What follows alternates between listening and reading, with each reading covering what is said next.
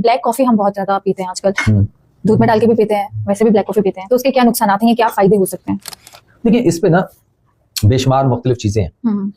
कहीं आपको social media पे इसके फायदे मिलेंगे, कहीं सोशल मीडिया पे आपको इसके नुकसान मिलेंगे। डेफिनेटली जिसके मिजाज के मुताबिक फायदा कर रही होगी वो आपको फायदा करवाएगा, और जिसके मिजाज के मुखालिफ वो उसको नुकसान या कोई प्रॉब्लम कर रही होगी वो आपको नुकसान बता रहा होगा। ठीक है, मैं देखता हूँ चीज कोई भी जो अल्लाह ने बनाई है या इंसान कोई भी ऐसी चीजें हैं जो हम खा पी रहे हैं, हर चीज में नुकसान नहीं है डेफिनेटली, लेकिन देखना है कि कौन किस वक्त ये ले सकता है, कौन नहीं ले सकता, ये ढूंढना है। असल ये है, अगर हम उस पे चले गए, हमें ये समझ आ गई, तो फिर हमें पता चलेगा कि ये किसको क्या कर रहा है और किसको क्या कर रहा है, कोई भी चीज हो। ठीक है, अब हम अक्सर आलू की बात की, हमने चावल की बात की, तो भाई उसके अंदर अब वो चावल नहीं रहा, अब उसके अंदर आर्सेनिक बहुत आ चुका हुआ है, आलू को खाद बहुत लग रही है, उसकी वजह से वो खुद प्रॉब्लम है। ठीक है, वो तो खुद जो छोटे छोटे गोल गोल बड़े कमाल के बनते होते थे, उबाल कर खाने में बड़ा मजा आता था, वो आलू अब नहीं मिलता। ओके, अब मिलते हैं इतने इतने बड़े अजीब किस्म के बेडंगे मोटू से इतने उतने, तो ऐसा नहीं था ये आलू पहले, तो खादें डाल डालकर स्प्रे कर करके उसका बेड़ा कर दिया हमने। ठीक है, कि फसल ज्यादा होनी, झाड़ ज्यादा होना चाहिए।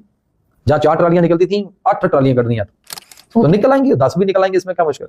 सो डिपेंड ऑन कि हमें किस वक्त किस चीज को कब लेना है। इसके लिए सिर्फ एक नेचुरोपैथ जो है, जो नेचुरोपैथिक डॉक्टर है, वो सिर्फ इसके बारे में जानता है, क्योंकि वो मिजाजों को समझता है। मिजाज के मुताबिक क्या होता है, मिसाल के तौर पर मिजाज क्या होता है, अगर किसी को सर्दी लग रही हो तो क्या वो ठंडी चीजें खाता है? सेम मिजाज की चीजें तो नहीं लेगा ना, अपोजिट मिजाज के क्रॉस दूसरी साइड पर जाएगा, गर्म चीजें लेगा।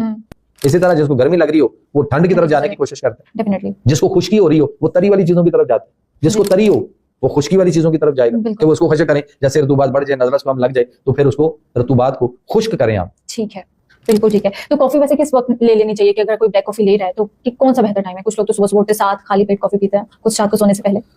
इस कौम का अलमिया ये है कि जिसका जिस वक्त जो दिल करता है वो खाता है, वो खा पी रहा है। और जब बात करें तो वो कहते हैं सब कुछ नॉर्मली खाते हैं।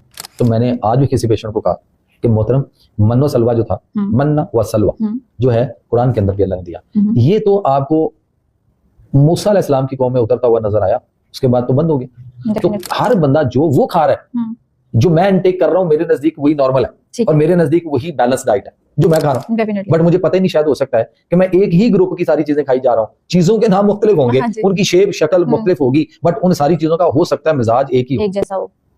तो जब उन चीजों का मिजाज एक होगा तो प्रॉब्लम तो फिर वो क्या कहेंगे, वो डाइट बैलेंस कहां से होगी। तो इसलिए ना हमें फितरत और नेचर को समझना है, और किसी भी तबीब से या जो नेचुरोपैथिक डॉक्टर है ना, आप उससे मतलब उसका पता करवाएं, उससे पूछें कि वो आपकी कंडीशन के मुताबिक बताएगा कि क्या लेना है और क्या नहीं लेना। अब इस वक्त तो बेशुमार लोग मुख्तलिफ बीमारियों का मसाइल का शिकार हैं।